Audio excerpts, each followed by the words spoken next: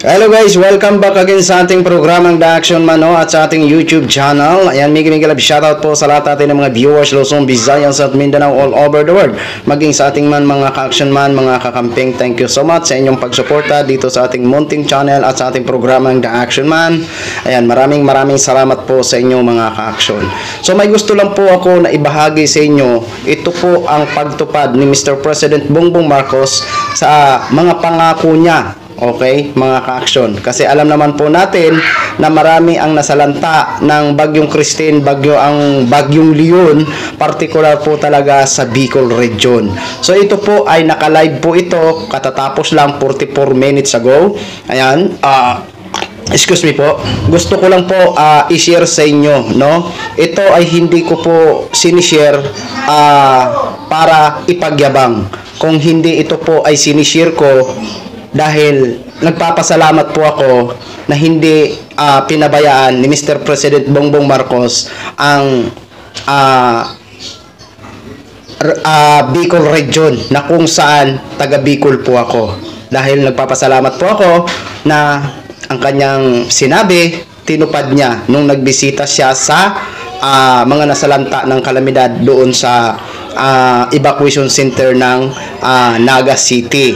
At pangunahan ko na rin po ang ating mga kababayan na mga oto-oto, baka sabihin nyo pira-pira po ang ginagawa ni Mr. President Bongbong Marcos. Para sa akin, hindi po ito pira-pira. Para sa akin, ito po ay tungkulin ng isang leader o ng isang ama ng bansa natin na hindi niya pabayaan ang ating mga kababayan, lalong-lalo na sa mga nasalanta ng kalamidad. Maging hindi man nasalanta ng kalamidad, tungkulin niya na pangangalagaan at siguraduhin na may mas maayos na hanap buhay ang ating mga kababayan. Kaya lubos po ako na nagpapasalamat kay Mr. President Bongbong Marcos na hindi niya pinabayaan ang aking minamahal na lalawigan ng Bicol region. Ito po, panoorin po natin. Courtesy po sa video ng PTV Philippines. Please allow me to use for informative purposes only. Thank you so much po, Ma'am and Sir. At pagpasensyahan nyo na po, medyo maingay po ang ating mga children. Alam nyo naman po, at I know na nasanay na din po kayo sa lugar ko at sa background audio natin na naririnig nyo, may pusa, may manok, may sumisigaw, may mga bata. Kaya pangunahan ko na din po kayo ha. Ayan, ito po. Panoorin na po natin. Maraming salamat po, mahal na Pangulo. Sa puntong ito, inaaniyahan po natin ang ating mahal na Pangulo na pangunahan ang pamamahagi ng Presidential Assistance para sa ating mga magsasaka, mangingisda at kanilang mga pamilya. Ang ating mahal na Pangulo ay sasamahan ni Agriculture Secretary Francisco Tiu Laurel Jr., Interior and Local Government Secretary John Vic Remulla, Social Welfare and Development Secretary Rex Gatchalian, at Special Assistant to the President Antonio Ernesto Lagdameo Jr. Ating tunghayan ang ceremonial distribution ng Presidential Assistance sa mga piling magsasaka at mangingisda mula sa bayan at lungsod dito sa Albay. Mula sa Bakakay, Vito Balvin.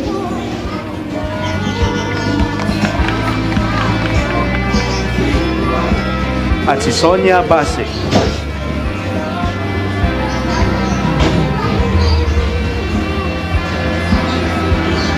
Mula sa Kamal, Robin Compito.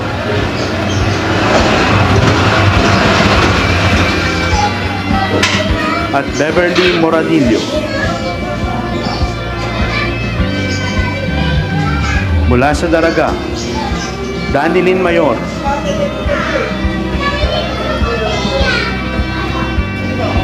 At Randy Lorica.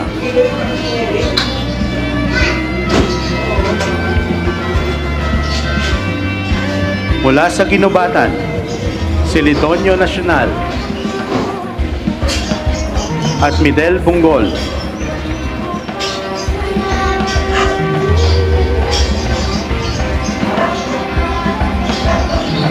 Mula sa Hobellar, Edison Espinosa.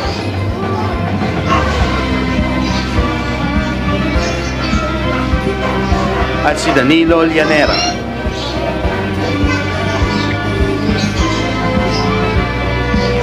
Mula sa Legazpi City, Delia Usma. At si Meredel Monteveros.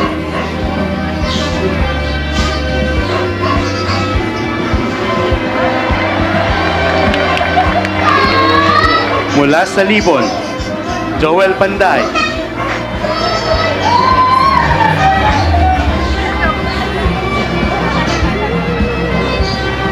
At si Ray Sagayo.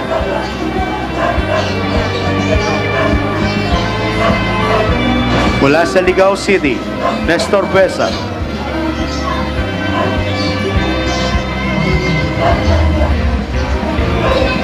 At si Sylvia Baritaon.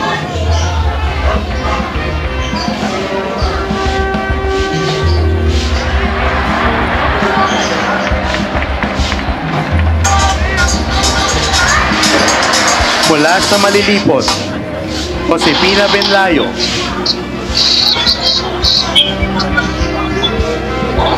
At si Marita Benyas.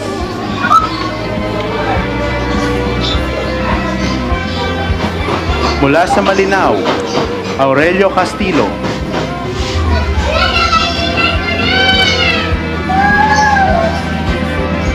At si Armando Perdigon.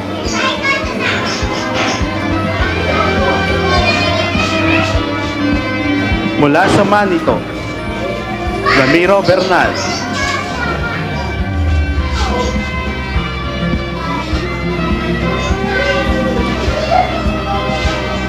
At Danilo Perdigon.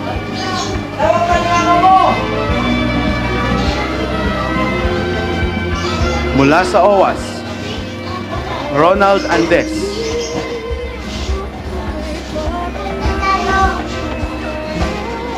At si Anselma Mirabueno. Mula sa Pitoran,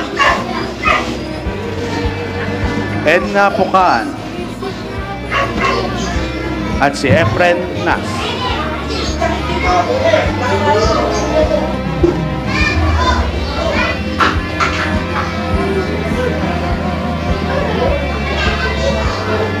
Mula sa Pulangi, Bernardo Salinel Jr.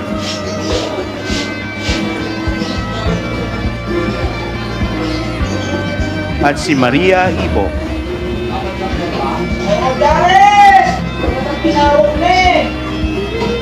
Mula sa Rapu-Rapu, Ener Ebuenga.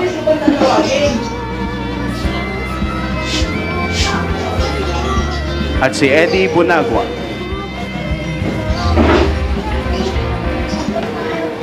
Mula sa Santo Domingo, Yolanda Romero.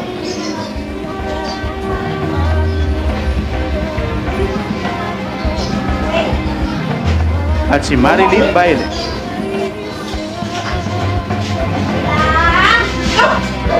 Mula sa Tabaco City, Fernando Cordenete.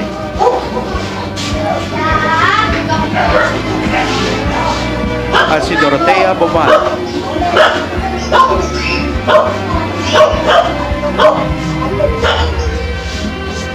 Mula sa TV, Arnel Consena.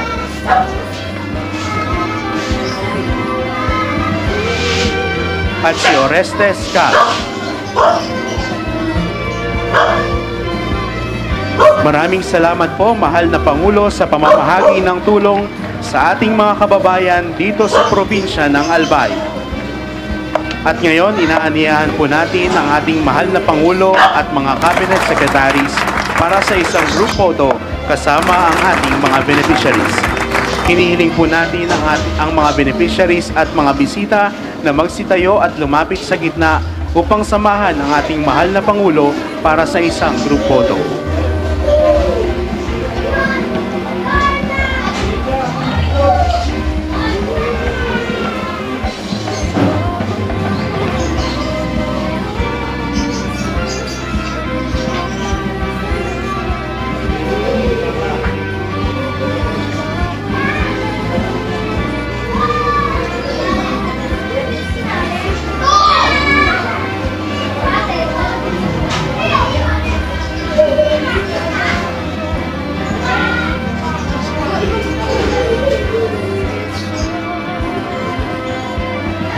At the count of 3, Mr. President.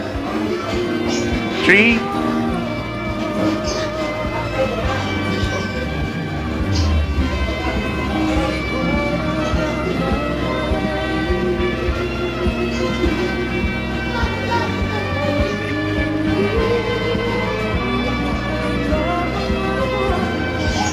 at the count of 3, Mr. President. 3, 2, 1. Thank you. Inaanyahan po natin ang ating mahal na Pangulo sa baba ng stage para sa isa pang group photo kasama ang ating mga beneficiaries. Hinihiling po namin ang mga beneficiaries at mga bisita na magsitayo at lumapit po sa gitna upang samahan ang ating mahal na Pangulo para sa isang group photo.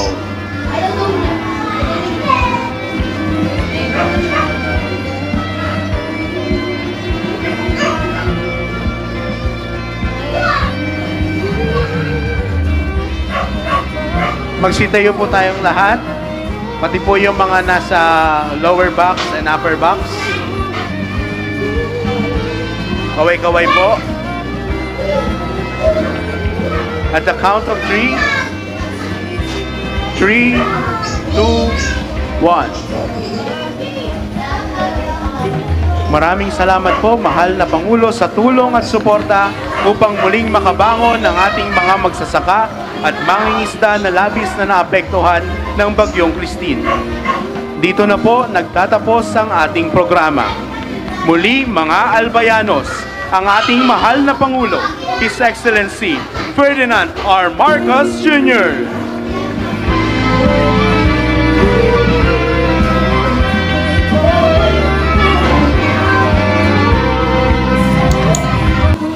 Alright. So, yun yung sinasabi ko na tinupad ni Mr. President Bongbong Marcos ang kanyang pangako sa nasabing pagbisita niya sa evacuation center ng Naga at maging sa Kamsor. Ayan, dahil nga sa sobra talagang tinamaan ang Bicol region ng Bagyong Christine. Ayan po ha. Yung mga nakatanggap, yun yung siguro ang mga leader sa bawat barangay. Ayan, hindi lang, wala talaga akong personal knowledge, pero yun yung psycho ko. Yun yung siguro ang mga leader ang nakatanggap, tapos siya na ang bahala kung ano ang mga plano para muli silang makabangon. Siguro yun, mga cheeky po yun, mga ka-aksyon, mga kakamping. Muli, maraming salamat sa iyo, Mr. President Bongbong Marcos, na hindi mo pinabayaan ang lalawigan kong minamahal na Bicol. Thank you so much. Okay? So, yun lang po, mga ka-action noging. Share ko lang ho sa inyo. Maraming salamat po sa ating mga viewers, Luzon, Visayas at Mindanao all over the world. Ako po, ang inyong lingkod, si The Action Man. Have a good day, everyone.